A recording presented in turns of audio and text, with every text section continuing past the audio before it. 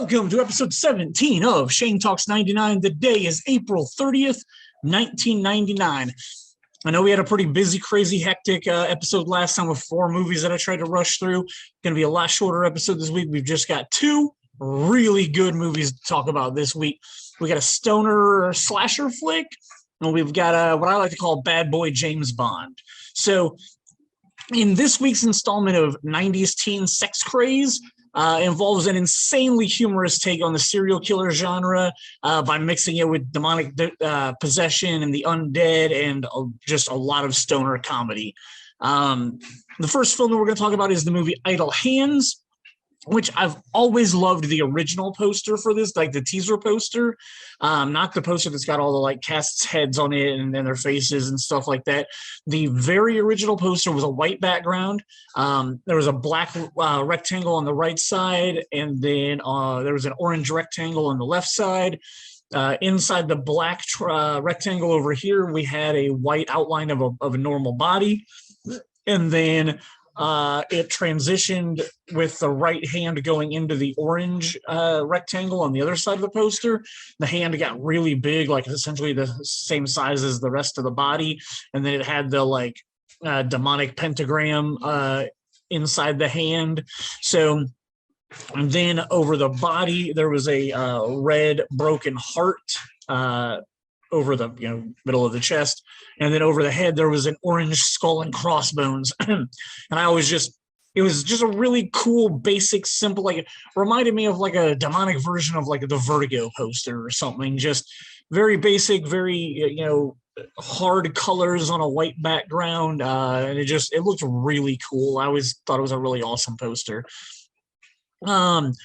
Looking at the posters for this movie, there were 2 really good taglines that I liked for it. One of them that was on the original poster or the teaser poster I just described said, "The touching story of a boy and his right hand." Thought that was, pretty clever. And then the other one, which is also very clever, it says, "A comedy that gives horror films the backhand." So that's pretty funny also. So this movie, if you haven't seen Idle Hands, it deals with a teenage stoner and his stoner friends whose parents get murdered in the opening sequence of this movie. And it's sad because Fred Willard plays Devon Sawa's dad, and like we just get like 2 minutes of Fred Willard time in this movie, and I seriously love that dude. So I had forgotten how quickly he got killed off in the movie when I rewatched it this week, so that was kind of disappointing. Through the opening credits and various news reports, it gets conveyed that there's this serial killer on the loose, and it's not too long before we learn that Devon Sawa's stoner lead character, Anton, in this movie is actually responsible for all those murders. But he's so stoned that he doesn't remember what his hand goes off and does. So, again, very comedic, doesn't take itself seriously, very ridiculous storyline. But they tried to take a lot of, like, serious elements from, like, 70s horror movies and just make them absolutely like asinine and ridiculous. So I love it, and it works. Like, it's just a fun movie to go along with. As bizarre and foolish as things are, it never takes itself seriously, and it just leans into how asinine it is. So like I said, our lead is played by Devon Sawa. You might know him from Casper. He was also he's got about 2 minutes of screen time in Casper because he plays the real life boy version of Casper at the very end of the movie. He was in Now and Then next year in 2000, he will be in a legit horror franchise called Final Destination, where he's in the first and second films. Well, first one and a little bit of the second one. The object of his sexual affection in this film is played by Jessica Alba, who we just talked about a couple of weeks ago in Never Been Kissed from 1999 also. But this film puts her front and center as a super sexualized piece of visual meat for both Devon Sawa's character and the audience going to watch it. She's almost always in skimpy clothing. She's in tight tank tops. She's in her underwear for half the movie. And like, don't get me wrong, I enjoy looking at all of this when I watch it, but the world is a way different place now than it was in the 90s. So I wonder like what she thinks looking back on that role. And like, obviously Hollywood was very different in the 90s, and she was probably totally okay with it then, or okay enough to get paid to do it.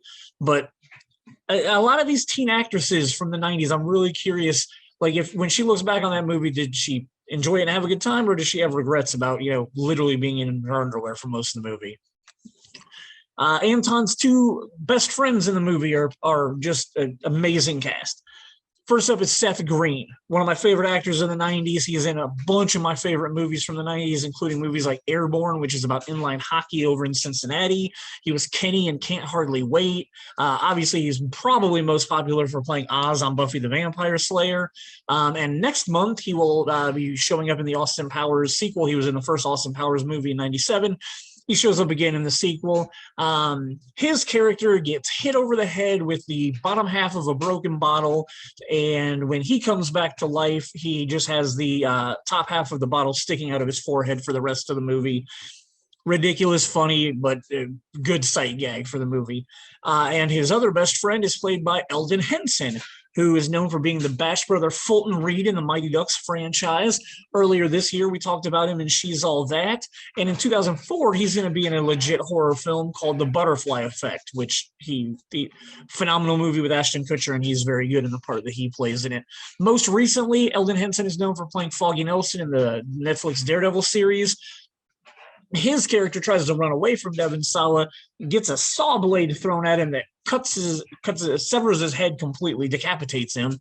And then Seth Green's character ends up putting his head back on and using duct tape to tape it. He uses a stake to put them together and then duct tapes around it. And so that's how we get our two undead sidekicks for the rest of the movie, which is pretty hilarious. Last major character to talk about is a Druid Priestess who has been hunting this demonic hand that is possessing Devon Sawa right now.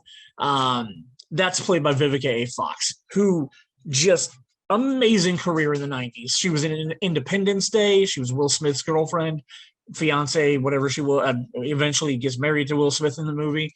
She was in Don't Be a Menace. She was in South Central, or Don't Be a Menace, Set It Off, Booty Call, Soul Food. And then later this year, August, I think it is, we'll be talking about her role in Teaching Mrs. Tingle.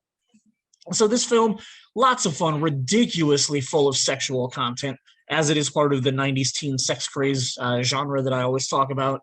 Over-the-top horror elements. Like, it's just a fun ride. It's ridiculous. It's a no-brainer. Don't overthink it. It's just all fun.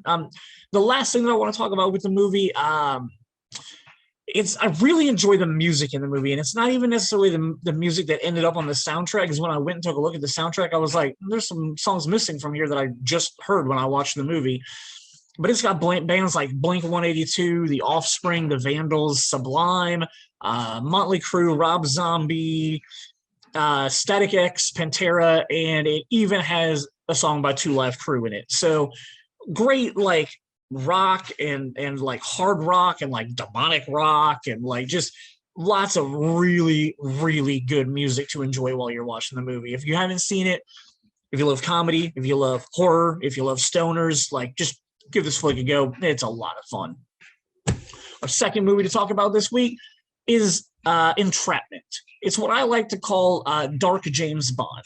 In some alternate reality where James Bond decided to not be a good guy and not be James Bond, like, Sean Connery took the James Bond character into being a bad guy, because this character that Sean Connery plays has all of the James Bond appeal to him. He's smooth. He's a step ahead of everybody. He is a sexy man. It stars Sean Connery along with Catherine Zeta-Jones as burglars who are both along. They're both along on this ride for different reasons, and the plot of the film kind of unfolds to explain to you what each of their characters is actually trying to do. It's got a few plot twists in it, and it takes a while for each of their real motives to be exposed. I won't say it's a great movie. It's fun. I absolutely love it, and I watched it a lot back in the early 2000s and 99, but I haven't watched it in a long time. So watching it again, I had forgotten quite a bit of the stuff that happened in the movie. Some scenes etched in my mind. As soon as the scene came up, I was like, I know exactly what's happening here. But there were some other ones where I was like, oh, I don't remember this being a part of the plot. So, and obviously, I had seen that trailer so many times from working at the theater that, like, any of the scenes that were even remotely in the trailer, I definitely remembered them. The film was directed by a guy named John Emile, who didn't really direct. I think he's got like 8 directing credits to his name, but one of them he did was really awesome, called Copycat. It was a 1995 film that I really liked. And then Unfortunately, he would go on in 2003 to direct a movie called The Core with Aaron Eckhart, and it's just absolutely garbage. So that sucks. But like I say, he hasn't done a whole lot of stuff. The other big reason that I bring him up is because in 1999, he was also a producer on the Sarah Michelle Gellar film Simply Irresistible that we talked about back in like January. So I don't need to go into the career of Sean Connery. He is a god. He has done so much amazing stuff. Henry Jones Sr., I absolutely loved him in The Rock a couple of years before this came out. But like literally his list of movies, not only just the James Bond stuff he did a a lot of great stuff in the 80s and the 90s. Absolutely amazing career. So he was paired opposite Catherine Zeta-Jones in this movie pretty early on in her career, but she kind of started banging them out right after each other. In the early 90s, she had a lot of small roles, nothing really that needs to be talked about until 96 when she hit The Phantom with Billy Zane. And then 2 years later with Antonio Banderas, she was in The Mask of Zorro. Then she had this film come out. And later in 1999, we're going to be talking about her role in The Haunting, which, you know, was another okay role for her at this time. Ving Rhames is in this film. He plays an associate of Sean Connery's, helps him like get some of his like tools and things that he needs to do the jobs. Ving Rhames also bang, bang, bang, bang, bang, 90s hits. I absolutely loved him in Dave. He was one of the best parts. Him and Kevin Kline together was phenomenal. Obviously, Marcellus Wallace in Pulp Fiction. He was in Mission Impossible with Tom Cruise and Con Air right before this. Then he was in Out of Sight with George Clooney. It's just like 96, 97, 98, 99. Like he just had all of these great movies. Later in 99, we're going to talk about an indie film that he did. I'm pretty sure it's a Scorsese film, if I remember right, called Bringing Out the Dead, that him and Nick Cage did together.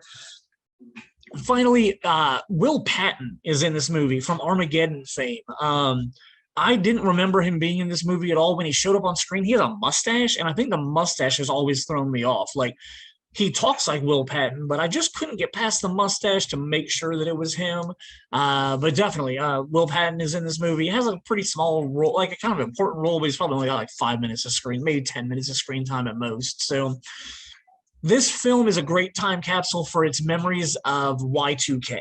Part of the major heist that happens in this movie deals with computers and transferring money as the millennium hits, as Y2K causes computer systems to shut down for a brief second so that the computer technicians can turn the computer right back on, but that the switch over from 99 to 2000 doesn't actually cause any problems.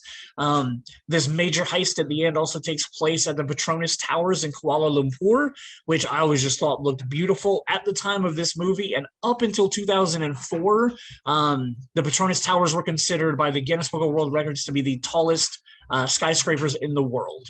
After 2004, the Taipei 101 building surpassed them, but from sometime in the 90s until 2004, the Petronas Towers were the tallest building, and they make for a great like third act of this movie. There's lots of beautiful shots of it, and during one of their escape sequences, like my hands get sweaty, like I don't do well with heights. And like it definitely does a good job of showing you the perspective of how tall these buildings were. So I call this movie the James Bond Goes to the Dark Side, because plot structure and pacing, it just feels like it wants to be a James Bond movie. There's something that needs to be done, and so Sean Connery figures out the way to do it. There's this beautiful Bond girl that's attempting to seduce James Bond, even though he's like 40 years her senior. Because she has a plan and she needs him to be part of her plan. And like in a weird twist to that comment, like it feels like old James Bond has a lot more restraint than a younger James Bond would have, because there are literally times where Catherine Zeta-Jones is throwing herself at this dude that's 40 years older than her, and he backs her down. He turns her down. Like it's a very interesting dynamic to see Sean Connery play that way. But really fun rewatch, reminded me why I liked it. But at the same time, like I said, it's a very formulaic plot. It's not anything that's like that awesome. It does have a few twists and turns here and there if you haven't seen it, but again, nothing like super or major revealing or anything like that. Its ending kind of gets a little convoluted. They tried to wrap it up with a happier ending than I think probably the screenwriter had it in mind, a darker ending, and then they tried to wrap it up a little nicer, and so it feels a little convoluted and I don't know. It's okay. Maybe they throw in too many twists at the end, try to overcomplicate themselves. I don't know. It's very okay. It's not terrible. It's not bad. I've seen way worse, even now, 20 years later. But yeah, so those were the two fun flicks we had to talk about. Much shorter, quicker episode this week. But next week, huge episode, but only one movie to talk about. And it's a movie that I rant and rave about. It's one of my favorite films from 1999, and literally one of probably my most favorite action adventure films, like definitely in the top 5. We're going to be talking about the Brendan Fraser starring The Mummy. And I'm very excited to talk about it, go into the whole cast, talk about just how much fun I have with this movie and how much I still love it to this day. I watch it on a fairly regular basis, so it's not going to be hard for me to find stuff to talk about with this movie. So next week, The Mummy, I hope to see you there.